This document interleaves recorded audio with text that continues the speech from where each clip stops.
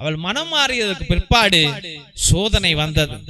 தெய்வ பிள்ளைகளே, இன்னைக்கு நீ மனம் மாறுகிறாயோ இல்லையோ, சோதனை நிச்சயம் வரும். உன் பாவத்திற்கு தகுந்த சோதனையை நீ அனுபவிப்பாய். அதுக்குதான் நம்ம ஆரோக்கியமா இருக்கணும். ஆரோக்கியமாக இருக்க சாப்பாடு ஒன்று போதுமா? பத்தாது. நம்ம ஆரோக்கியமா இருக்க நம்ம மனசு சுத்தமா இருக்கணும், நம்முடைய எண்ணங்கள் சுத்தமா இருக்கணும்.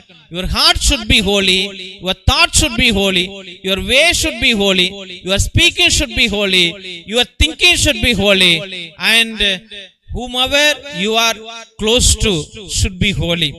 நீ கெட்டவனோட நல்லவனா வாழ முடியாது தெய்வ பிள்ளைகளே. நீ நல்லவனோட சேரு. கெட்டவன் 100 பேர் இருந்து அவனோட நீ ஒரு கூட்டமா இருந்தீனா பிரயோஜனம் இல்ல.